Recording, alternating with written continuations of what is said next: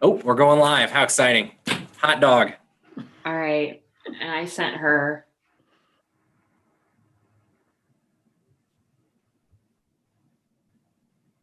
Oh, we're going live. I have to mute myself over here. Just a second. Okay. Oh, good. Good. Good. And now Vicky is in. It's exciting. We have video for everyone. We figured out how to use technology in December of the year 2020. Thank God. You're Okay. muted, Vicky, which might be intentional. I'm going to mute myself. Well, I guess we have to do our business. Yeah. We'll call ourselves to order at 2:11 p.m. This is the Portage County Investment Advisory Committee for our final quarter of 2020. Present with us are Brett Cromas, County Treasurer, Kathleen Clyde, and Vicki Klein, Commissioners, and Eileen Stanek from Meter Investment. So first order of business would be approval of the minutes from September 24th of 2020. Move to approve. Okay. And Vicky seconded, I think I'm hearing her say. Vicky, you're muted. You have to unmute. Down in the bottom corner. I know you do this all the time, but this is being special today. There you go. I wasn't here, so can I second that? You may. I second. Okay, good. All in favor, please signify by saying aye. Aye. All opposed, any abstentions? That motion carries. Eileen, the floor is yours. Well, thank you. And I understand we have a little shortened period of time here because of other responsibilities of the county at 2:30. So we will keep this relatively short here. Again, another quarter. And can everyone see my screen? Yes, Yeah. ma'am. Perfect. Okay, so just real quick, I will just touch on some of the things that really have kind of changed. And first of all is what's happening with inflation and the way the Fed is looking at inflation. We know the Fed has two mandates: full employment and stable prices. Stable prices they measure based off of inflation. The personal consumption expenditure is the measure that they use. And they still have this 2% target. And as we can see over the past decade, inflation has only a handful of times hit that 2% target. It has been persistently below the target. Well, the Fed has recognized that the inflation numbers have not consistently gotten to the levels that they believe is appropriate for the U.S. economy. So they have decided to fine-tune their message as it relates to how they view inflation, and in that they will be looking at inflation on an average basis over time. So we still have the 2% target, but from their perspective, they want to see inflation on average run at the 2% level. Now, they've not defined what that time period would be that they would look at it. We've heard some things along the line of maybe 1 year, 3 years, but irrespective of the time period that they do select, the fact that inflation has continue to remain low, and we believe will continue to remain low, leads us down the path of believing that the Fed will use this as a reason to keep interest rates low for longer. Now, this morning we did get the consumer price index out, and the headlines were, oh my gosh, CPI, inflation has moved up significantly. Well, when we look at the year-over-year numbers, CPI, consumer price inflation, is up 1.2%. The core number, excluding food and energy, is up 1.6%. So again, even those numbers are, while they're up from where they were previously, certainly are not at any level that would give us cause for concern. I talked about this last time. The increase in the permanent job losers continues to be a trend, a position that causes some angst within the marketplace. As we know, there's many folks who continue to receive unemployment benefits, and part of that unemployment benefits are, are the pandemic related unemployment benefits. Those benefits currently are scheduled to expire at the end of December. And we know there's only a few more days left for Congress to act upon extending those benefits. So again, that is certainly something that is causing some angst in the marketplace because of the high level of people who are reliant upon those additional unemployment benefits in order to continue to meet their living expenses during this time when we still have tremendous job loss. Eileen, is there some consideration understanding that that's likely to happen as a part of the, government stopgap funding package that's being discussed, or no? I think it's a wait and see approach to that. Yeah. Okay. And then the job loss piece, just to, this is through the end of November, obviously, but that seems to be accelerating again, right? So is that a trend, or is it a blip in your view?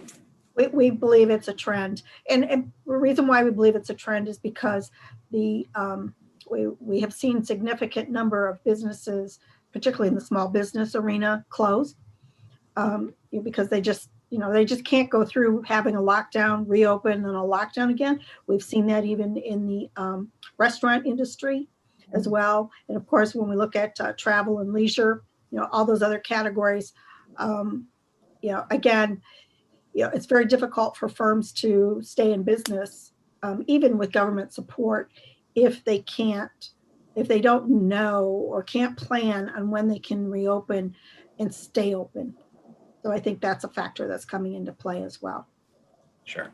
And then another factor we're seeing that we believe is also going to contribute to this is the fact that e-commerce, the use of e-commerce has just escalated. The pandemic has, shortened what we would call the runway for this e-commerce penetration. In essence, there's like this, arms race for businesses to have the e-commerce opportunities available to them to sell their products. So, this was a trend that we saw, gaining some steam, but once, everyone was in lockdown, it just escalated. So whether it's, ordering your groceries online and picking them up or having them delivered, buying all your, personal items or goods and services through Amazon and the like, it certainly is what we would consider a structural shift in the U.S. economy that we don't see, collapsing back to where it was pre-pandemic, because clearly a lot of folks who maybe hadn't bought things online, whether it's individuals or businesses, now that they have kind of been forced to, they've become more comfortable with it. And we see this as a trend that will be sustainable. And of course, we know this will have negative implications perhaps for brick and mortar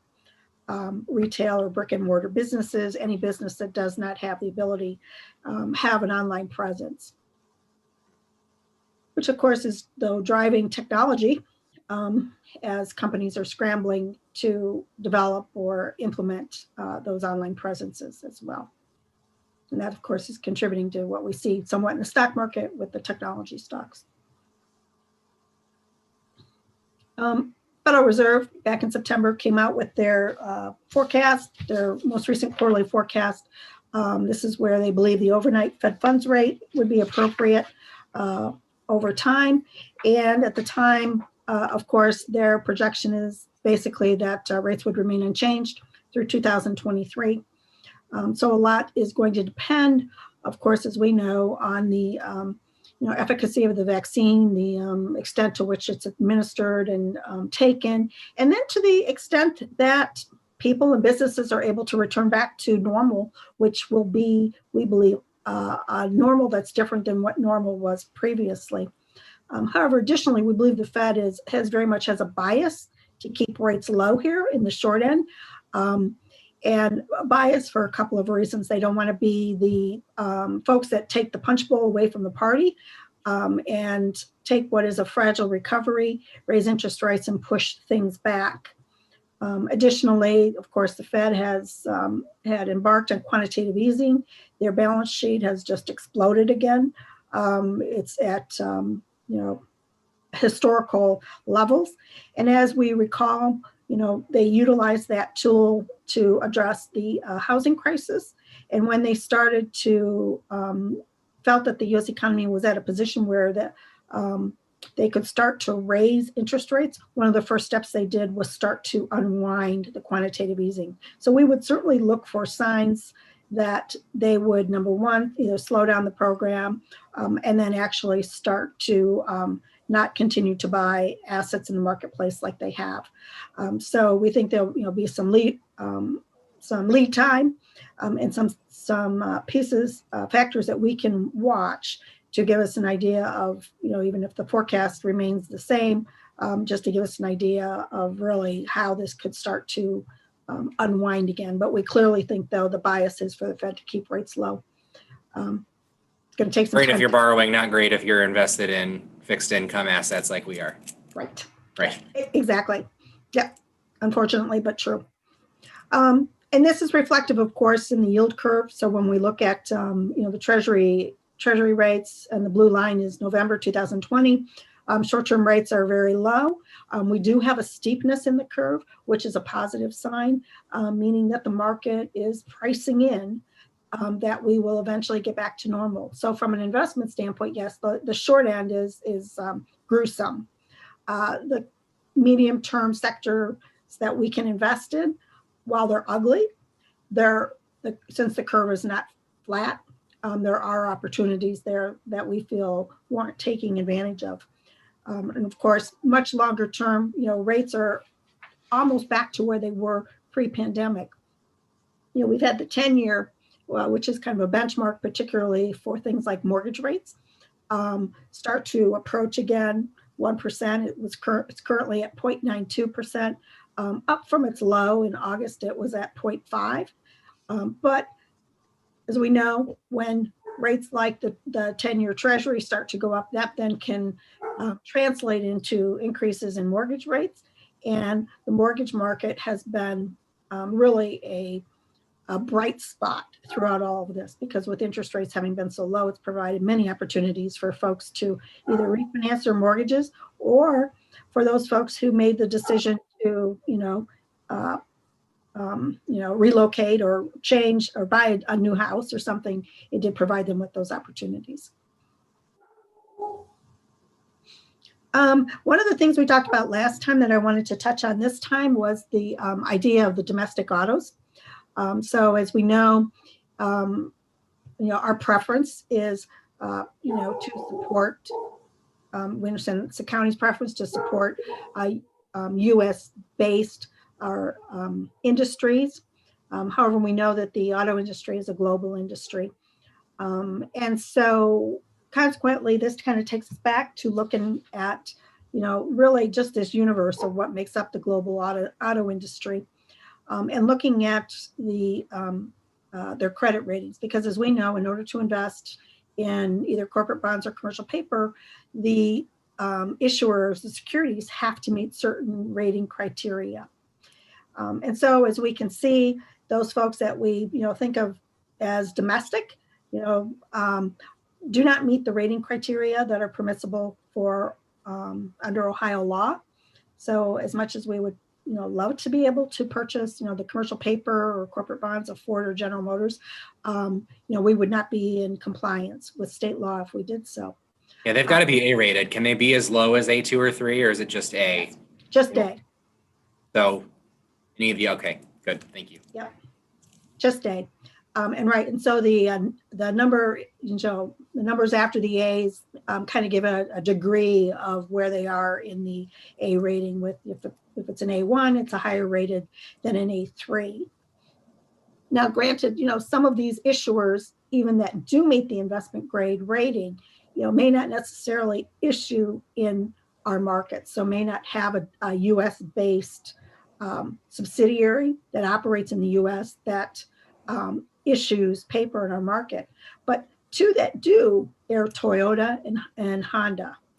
So those are the two issuers within the auto industry that we have on our approved list for commercial paper. And well, I think Honda's on hold right now, but Toyota is the only one that's on the list currently that we would consider for commercial paper or corporate bonds. And again, we want to recognize that when we are purchasing these securities, it's the U.S.-based subsidiary that's operating in the U.S. that's providing a service to the U.S. economy. So while it's part of a larger, what we would deem a foreign company, the we are investing only in the US based side of that business. And again, Yeah. that's what the code requires us to adhere to. I'm glad we revisited that. So thank you for running through that. We've only got about 4 minutes left with the other two members of the committee. my So if gosh. we can just skip to our portfolio piece, if that's an Yep. option, you know, we can Yeah, review the. We can be a few minutes late. Okay, Sure. okay, great. Great, Okay, great. good. So what I also brought in here was the idea, the concept of renewable energy, because that was another piece that we talked about last time. And again, we looked at the 10 largest renewable energy firms by market capitalization. These are US companies. And again, from our commercial paper, corporate bond side, these would meet the criteria in being US based companies. However, from a credit rating standpoint, they don't. So for example, NextEra is rated BAA, so doesn't meet the A or better. Tesla is a double B minus. Brookfield is a triple B. So these firms either don't meet the credit rating criteria or else they don't issue paper in the market. So they may receive their funding through bank loans, private placements. They're not active in the marketplace that they will even have a rating available to them. So again, just to kind of, we think in terms of, right, the energy firms that we do, invest in, whether it's corporate bonds or commercial paper, it's limited to Exxon and Chevron.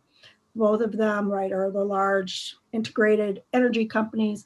They are moving their businesses to be more green, but they do meet the credit criteria and all of the other criteria under Ohio law. And there's no way inside of those to move within the portfolio. So in other words, I can't just invest in Chevron's green energy initiative. Right. I've got to do Chevron. Right, exactly. Okay. Yeah, little limitation. Okay, so those were, I know, the two items that we had touched on just last time that I wanted to make sure we did touch on again in more detail. Good. Yeah, and thank you. We can circle back on these again. But yeah, to the county's portfolio, here we are, 98.5 million invested in securities, weighted average maturity just under 3 years, weighted in yields 0.98.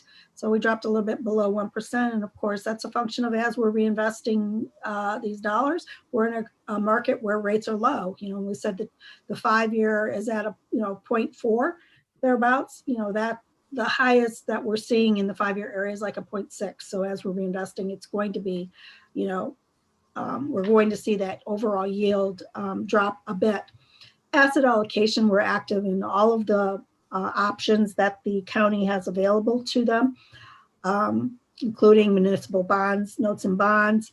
And then, of course, one of our biggest categories is the government agencies. Maturity distribution, ideally, we think it makes sense to have about 40% of the portfolio maturing beyond 3 years. We're at 33% at this time. So clearly, as we have maturities here, as things roll down in maturity buckets, we would look to maintain kind of that balance of about 60% maturing 3 years and in. That provides us with flexibility to modify the strategy as the market conditions evolve. But yet still taking advantage of that steepness in the yield curve and at least getting some additional return on the monies. So just real brief, I also just kind of want to finish up with what we were active in this past quarter, and particularly point out that we did add some CDRS with Portage Community Bank. We added a total of 2.5 million. We originally wanted to place 5 million with Portage Community, but they were unable to take the full 5 million. They were only able to take 2.5 million. So this is a function again of the banks are very flush with cash and not necessarily having the capacity to take on deposits, but we were able to I would kind of say max out with what they're able to do. So just want to make sure that we point that out again as we've been investing maturity wise, some shorter maturities, some longer maturities and the like. The yields, they are what they are.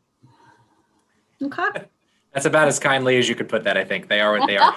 And we have been looking aggressively to try to find ways to invest in the local community. That's something we're going to continue doing throughout the course of 2021 and, into the future. Obviously, you saw the dot plot. So for some period of time, we're going to be in that low interest rate environment. So that's probably where the energy will be. And hopefully, we as an association will have some conversations statewide about how counties can best leverage, our collective portfolios in that direction. But that's where we are. So do you have any thoughts or questions for Eileen? And if not, we need a motion to accept the presentation as presented. So moved. Second. Okay, moved and seconded. All in favor, please signify by saying aye. Aye. Aye. All opposed, abstentions, that motion carries. That's great. So thank you, Eileen, for that. I just have a couple of quick updates then on some other things before we conclude here. Our home improvement program, you'll remember, is still in existence. There is a small amount of money that's available for that still. I believe it is in the $60,000 range. We have no change from September. There have been no new loans under the program. That's probably not surprising based on where the interest rates are.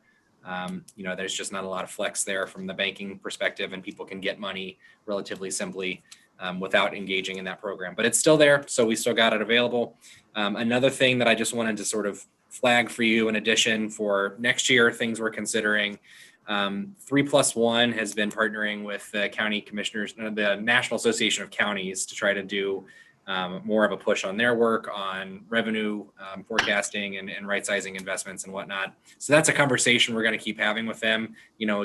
I'm not very sanguine on what that looks like for us based on, again, where interest rates are. I don't know that there's a lot of capacity there, but it's potentially worth having a conversation on. So I just wanted to flag that for you. And then before we conclude, I wanted to thank Kathleen for being with us in the Investment Advisory Committee. You asked a lot of good questions. You've kept me very honest with respect to how we're investing locally, investing in American companies. Those are the sorts of questions we need to be asking ourselves. And I think too often we just kind of take for granted, the system that we've got. So I appreciate that and everything that you have done for Portage County and continue to do for Portage County. So just wanted to make sure I got that on the record before we were done today. I'm going to miss you I know. very much. And Eileen, thank you. I learned a lot from you, and it's been a pleasure to serve on the committee. Well, I've enjoyed, getting to know you as well. Wish you the best of luck in your next step. Thank you. You all have any other business today before we conclude, since we're already 3 minutes late? Nope. Good. Okay. Well, our next meeting then is March 25th of 2021. That'll be our reorganizational meeting. So we'll have new members. We'll be setting the agenda for the coming year. A lot to do as we move forward. So with that, I would like a motion to adjourn. So moved. Okay.